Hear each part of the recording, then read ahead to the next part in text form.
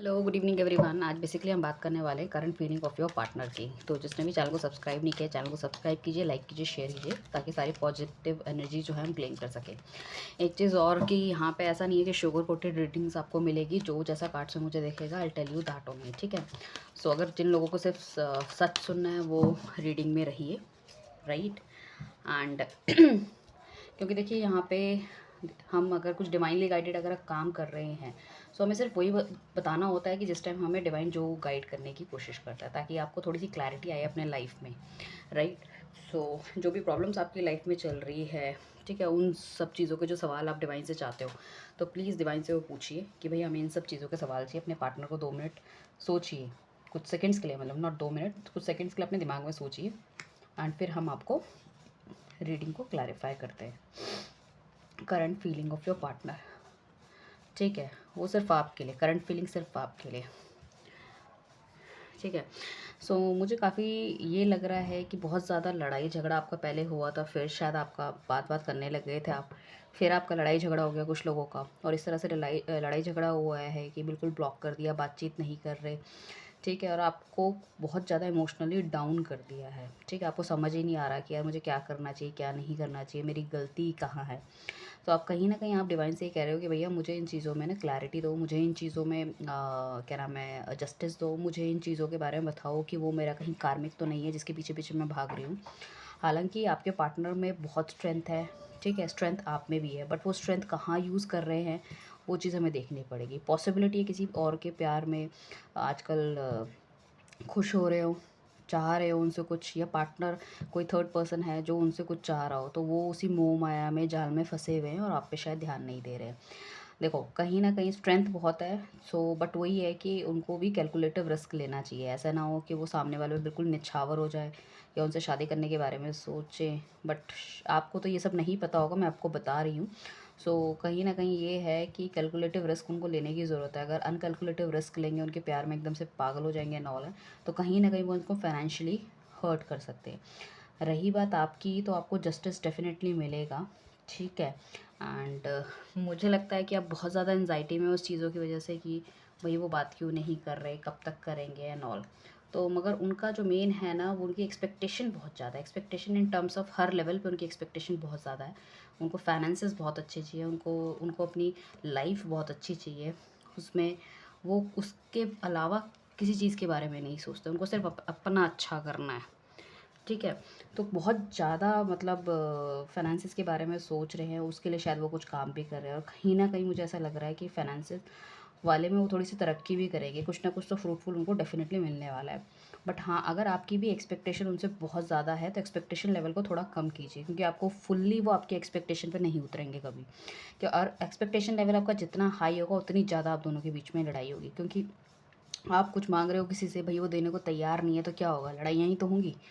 ठीक है, और दूसरी चीज़ ये कि कुछ चीज़ों में आप शायद बाहर वाली दुनिया को देखते हो कि भई दे आर वेरी हैप्पी, और आपकी ज़िंदगी में शायद अ, कुछ चीज़ें थी जो आपको चाहिए थी लाइफ से, मतलब एक सेटल लाइफ हो गया, एक अमाउंट का मनी हो गया जो आपको चाहिए था, और प्यार चाहिए था, बट कुछ चीज़ें नहीं हो पाई, जिसमें से एक प्यार भी है आपके हिसाब से, तो आपने कुछ चीज़ें भगवान के ऊपर भी छोड़ दी है। ठीक है, आपका जो पार्टनर है वो थोड़ा-सा एरोगेंट हो सकता है, थोड़ा-सा डोमिनेटिंग हो सकता है, साथ सिर्फ़ अपनी चलाने वाला है। इमोशनली बैलेंस नहीं है, तो शायद किसी को भी देख के थोड़ी-सी फ्रीकिंग एनर्जी हो सकती है, शायद बात-वात करना एंड ऑल, ये सब कर लेते हों वो, ठीक है। बट आपके सामने वो ऐसे दिखाते हैं आपको कि भई I am very straight, I am with you, I am loyal and all, ठीक है। तो थोड़ा-सा ये भी है कि जब आपसे कटते हैं, जब बातचीत नहीं होती, तो वो किसी और से बातचीत करना शुरू कर देते हैं, तो बट वो अपने के लिए अपनी लाइफ़ में एकदम फिट है।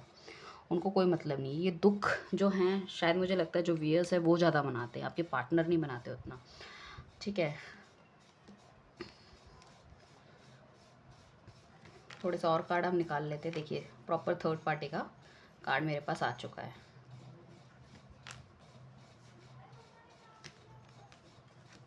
पॉसिबिलिटी है पुराना रिलेशनशिप शायद उनका कुछ ख़राब रहा हो, तो उसमें वो जगल कर रहे हैं, चाहे फाइनेंसेस ख़राब रहे हैं उसमें वो जगल कर रहे हैं, इमोशनल लेवल पे बहुत ज़्यादा अप डाउन हो रहे हैं, और पास्ट बहुत ही अनस्टेबल रहा है, तो प्रेजेंट को स्टेबिलिटी लाने पे शायद वो पैसे पे बहुत ज़्यादा ध्यान दे रहे हैं, और हो सकता है आने वाले टाइम पे उनके पास कोई अच्छा एक ऑफ़र आ सकता है। ऑफ़र वो किसी भी तरह का हो सकता है, ठीक है। हो सकता है शादी के लिए घर वाले या लड़की कोई उनके लिए सिलेक्ट कर दें, तो ये भी पॉसिबिलिटी है। वो किस तरह से एक्ट करेंगे वो अभी उनकी करंट एनर्जी नहीं है। आ सकता है उसकी हम बात कर रहे हैं, क्योंकि टैरो रीडिंग हमेशा आपको 7-8 मंथ की गाइडेंस देती है। हो सकता है जैसे वो बहुत ज़्यादा फाइनेंसिस पे लगे हुए हैं, तो हो सकता है फाइनेंसिस में उनको कोई बेटर ऑफर आ सकता है। कहीं दूर स्टडीज़ वगैरह अगर जाना करना चाहते हैं तो वो एक चीज़ हो सकती है, नया बिज़नेस खोलने के बारे में हो सकता है। कहीं न कहीं तो मुझे लग रहा है बहुत रैश में वो कोई चीज़ करना चाहते हैं, कोई अपॉर्च्युनिटी, शायद ज़्यादातर मुझे ऐसा लग रहा है अपॉर्च्युनिटी कोई उनके पास आई है, उसको ग्रैब करना चाहते हैं, हाथ से छोड़ना नहीं चाहते। क्योंकि फ़ोकस उनका सिर्फ़ अभी पैसे में, सिर्फ़ पैसा, पैसा, पैसा, काफ़ी ज़्यादा मटेरियलिस्टिक हो गए हैं, सिर्फ़ दिमाग में सिर्फ़ पैसा छाया हुआ है उनके। ठीक है। और थर्ड पार्टी भी मुझे दिख रहा है, हो सकता है उनकी फैमिली हो जो उनको थोड़ा-सा बहका रही हो सकता है कोई और उनको रिझाने की कोशिश कर रहा हो, because he is good looking और शी इज़ गुड लुकिंग, और कहीं न कहीं मुझे लगता है कि शायद पैसे से, फाइनेंसेस से भी उनका वो फ़ायदा उठाना चाह रहे हैं, ये भी पॉसिबिलिटी हो सकती है।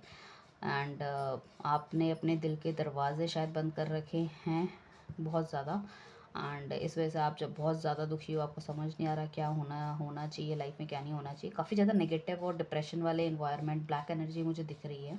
हालाँकि आपके पास पॉसिबिलिटी सब कुछ है करने की, या फिर कुछ लोगों के पास ऑलरेडी है, पैसा है, स्टेबिलिटी है, एक अच्छी जॉब हो सकती है, एक अच्छा माइंड हो सकता है, सब कुछ है, स्टेबिलिटी मुझे दिख रही है। बट कहीं न कहीं आप you are still stick with your partner. तो कुछ के लिए ट्विन फ्लेम हो सकता है, कुछ के लिए ये कार्मिक जर्नी भी हो सकती है। तो कार्मिक जर्नी जब भी होती है तो कुछ ना कुछ बंदा सिखा के आपको निकल लेता है आगे, ये भी पॉसिबिलिटी है। कुछ ना कुछ मतलब ऐसे स्मूथ नहीं चलेगा लाइफ में, ठीक है। सो व्हील ऑफ फॉर्चून का कार्ड है, जो कि बेसिकली हमें बताता है कि कहीं ना कहीं समय का पहिया आप में घूमने वाला है। और हो सकता है आप में से कुछ लोगों ने शायद अपना दिमाग भी वहाँ से हटा दिया और बहुत ज़्यादा आप स्टडीज़ में, या बहुत ज़्यादा आप करियर ओरिएंटेड हो गए, और बहुत ज़्यादा मुझे लग रहा है कि कहीं न कहीं आपको लग रहा है कि आपको भी अपने आप को स्टेबल करना चाहिए, अपने भी आपको उठाना चाहिए। क्योंकि क्या होता है ना, कभी-कभी जैसे हम किसी के पीछे भाग रहे हैं, राइट? और वो हमको घास नहीं डाल रहा है, तो फिर क्या होता है, बंदा सोचता है कि यार हम अपनी स्टेबिलिटी क्यों खो रहे हैं, हम अपना करियर क्यों खो रहे हैं, हम क्यों अपना पैसा खो रहे हैं? जब हम पे कैलिबर है तो हमको उस चीज़ को पाना चाहिए। तो मुझे लग रहा है शायद कोई स्टडीज़ वगैरह अगर आपने ध्यान नहीं दिया था, कोई एग्ज़ाम देना चाहते हैं गवर्नमेंट से रिलेटेड, या फिर यूपीएससी, एसएससी के कुछ एग्ज़ाम्स आप देना चाहते हैं, तो आप उन पे बहुत ज़्यादा फोकस करेंगे, ठीक है? एग्ज़ाम देंगे। एग्ज़ाम अगर आपका अक्टूबर के आसपास जाता है तो शायद आपका रिज़ल्ट, शायद नहीं, काफ़ी हद तक 95% आपका रिज़ल्ट बहुत अच्छा आ जाने के चांसेस है, जिससे कि आपकी ज़िंदगी पूरी तरह घूम सकती है।